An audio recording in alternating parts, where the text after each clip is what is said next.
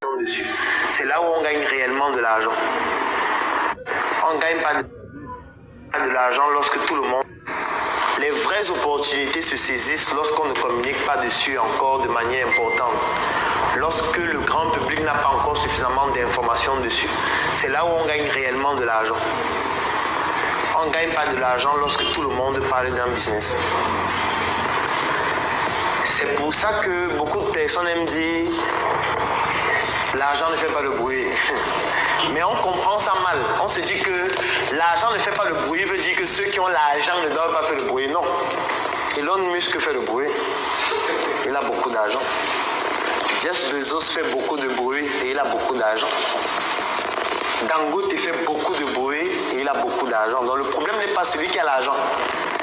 En fait, le proverbe là veut dire que les opportunités dans lesquelles il y a beaucoup d'argent ne font pas beaucoup de bruit. Mais les gens comprennent ça comme si c'est l'argent et ceux qui ont l'argent. Et c'est pour ça qu'ils commettent l'erreur, c'est-à-dire qu'ils se disent que si tu parles de ce que tu fais, tu n'auras plus l'argent. Ou si tu parles de ce que tu fais, tu vas perdre de l'argent. Non, ça n'a rien à voir. C'est l'activité et l'opportunité qui comptent. Je vais vous prendre un exemple. Si je vous prends une entreprise comme Amazon, la plupart des gens savent que Amazon c'est un site internet où les gens achètent des produits, achètent des services, ce qui est vrai. Et beaucoup de gens ne savent pas que ce n'est pas l'activité qui rapporte le plus d'argent à Amazon. Ce qui rapporte le plus d'argent à Amazon, c'est des services dans le cloud. C'est ça qui leur rapporte plus d'argent. Pourtant, ils ne communiquent pas dessus comme Amazon, le site internet où les gens achètent des produits et services. C'est pour ça que quand les gens veulent répliquer ce qu'Amazon fait, qu'est-ce qu'ils font? Ils créent des sites de vente en ligne. Et ça ne marche pas. Parce qu'il y a trop de problèmes de logistique. En fait, un site de vente en ligne, c'est la logistique, ce n'est pas le site. Parce que quand quelqu'un va venir commander, comment tu fais pour livrer? Comment tu fais pour livrer à temps? Comment tu fais pour assurer le service après-vente? Ça veut dire que quelqu'un a été livré, il n'est pas satisfait, il faut récupérer le produit. Comment on fait? En fait, c'est un service, c'est un business de logistique. Ce n'est pas le business juste de prendre les produits en ligne. Et si tu ne comprends pas que c'est un business de logistique, tu vas investir dans le site et puis tu perds ton argent parce que tu n'as pas préparé la logistique qu'il faut. Je prends un autre exemple. La plupart des entreprises qui vendent le chocolat, ce n'est pas le chocolat qui leur apporte plus d'argent, mais c'est plutôt l'huile de cacao qui coûte très cher et qu'on utilise en cosmétique pour faire des huiles corporelles et tout autre.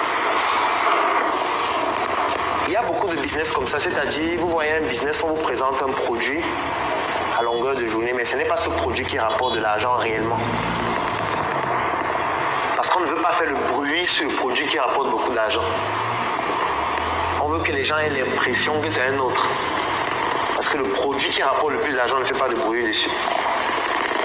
Vous allez rarement voir les gens qui s'enrichissent avec l'or faire des documentaires. Il n'y a pas de documentaire sur eux. Les gens qui s'enrichissent avec le diamant. Vous allez rarement voir un documentaire de quelqu'un qui dit « Je me suis enrichi en exploitant le diamant au Congo. » Et voilà la mine de diamants sur laquelle on travaille. Chaque jour, on extrait telle quantité de diamants. Il n'y a pas de documentaire dessus. On peut faire un documentaire sur le diamant. Mais montrer quelqu'un qui dit qu'il s'enrichit avec le diamant, il montre où il a trouvé son diamant, comment ça se passe. C'est très difficile de trouver une information pareille. Par contre, il y a les informations où quelqu'un va dire je fabrique les biscuits, je fabrique les bonbons, je fais les arachides, je fais le foléré, je fais les yaourts, je vends le pain avec les œufs. Ça, il y a. Tu vois, ça, il y a, c'est partout. Il y a ça partout. Mais quelqu'un qui vient dire moi, je creuse les puits de pétrole, je prends le pétrole, je vends, c'est rare. Il n'y a pas. Il n'y a pas un documentaire où quelqu'un dit moi je suis un expert de la contrefaçon. Moi je prends les produits, je fabrique, j'écris Coca-Cola et je vends. Il n'y a pas de documentaire comme ça. Et même s'il y a, c'est un visage caché. On met le masque sur le visage et on parle en changeant la voix. Alors que la contrefaçon, c'est le principal moyen de gagner de l'argent par ceux qui font les business de nuit, ce qu'on appelle ici les maquis. Parce que pour réellement gagner de l'argent avec un snack, par exemple, il faut faire la contrefaçon. C'est plus de 85% de leur chiffre d'affaires. Ça veut dire que vous allez aller dans un snack, vous voyez un whisky qui coûte 85 000. Vous achetez, vous buvez. Mais en réalité, la plupart des fois, ils ont fabriqué ça eux-mêmes. Et le coût de production, parfois, c'est 3 500, 4 000. Et vous avez acheté à 90 000. Même chose pour les champagnes. Quand vous imaginez, vous arrivez dans un maquis, vous prenez un champagne à 320 000, alors qu'ils ont fabriqué ça eux-mêmes à 6 000. Mais comme ils savent que s'ils écrivent dessus Kouassi champagne ou Kouakou champagne, vous n'allez pas boire. S'ils mettent Lokou champagne, vous n'allez pas acheter. Donc qu'est-ce qu'ils font? Ils fabriquent eux-mêmes, ils écrivent Mouette. Quand vous venez, vous prenez la carte, vous voyez Mouette 187 000. Vous dites, donnez-moi 2 bouteilles. Vous prenez, ils ont des très beaux verres avec des cuvettes. Il y a des filles très jolies qui viennent vous servir. Elles vous mettent du Mouette, vous êtes en train de danser. Et vous buvez du Mouette fabriqué à Boaké.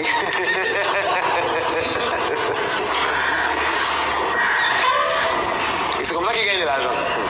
Parce que s'il faut qu'ils aient le vrai Mouette, ils ne vont pas gagner beaucoup d'argent parce que le coût d'acquisition sera d'abord trop élevé et leur marge ne sera pas trop importante. Du coup, ils sont obligés de faire de la contrefaçon ou d'acheter des produits contrefaits qui coûtent moins cher. Sauf que personne ne fait un documentaire où il dit, en fait, dans mon snack, si on gagne de l'argent, c'est parce qu'on fait la contrefaçon. Personne ne le fait. Je peux prendre l'exemple avec les médicaments aussi. Les médicaments, la contrefaçon dans les médicaments est extraordinaire. Extraordinaire. Il y a des médicaments qui n'ont aucun principe actif. Ça veut dire que vous achetez le paracétamol, mais à l'intérieur, il n'y a rien. C'est de la farine, juste. Si vous achetez le paracétamol, comment vous faites pour savoir si c'est la farine ou le paracétamol? On ne peut pas savoir. Parfois, le principe actif est en quantité inférieure par rapport à ce qui est écrit sur la notice. Ça veut dire que vous achetez le paracétamol 1 gramme, mais en réalité, à l'intérieur du comprimé, c'est 200 mg. Vous allez faire comment vous mesurez? C'est pour ça que parfois, vous avez des problèmes de santé, vous buvez le bon médicament, mais vous ne guérissez pas. Oui, ça arrive tout le temps. Vous buvez le bon médicament avec la bonne prescription, mais vous ne guérissez pas. La maladie s'aggrave même plus tôt. Et ça entraîne même des résistances. Vous êtes en train de boire des doses qui ne sont pas appropriées. Mais les autres gagnent de l'argent avec ça. Personne ne va venir dire dans un documentaire, moi je m'enrichis grâce à la contrefaçon des médicaments. Personne ne dit ça.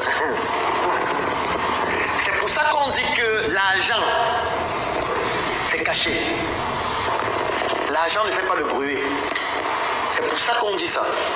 Parce que les vraies activités qui font réellement gagner beaucoup d'argent, on n'en parle pas.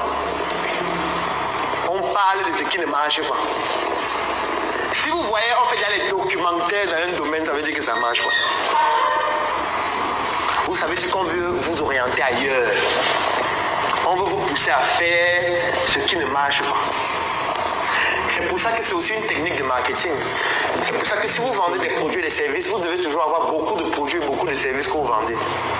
Et vous choisissez celui qui marche le moins. Et c'est celui-là sur lequel on communique le plus.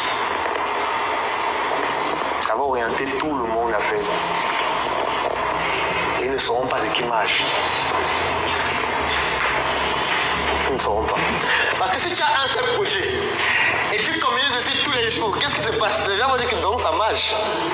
Il y aura donc 500 personnes qui vont commencer à faire le produit là et tu es en train d'envoyer 500 nouveaux concurrents sur le marché.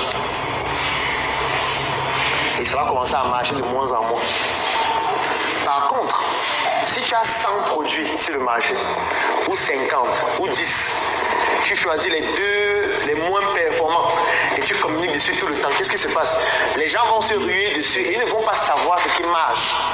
Tu vas continuer de marcher avec un nombre de personnes réduit, c'est-à-dire produire plus d'argent. J'offre 3 mois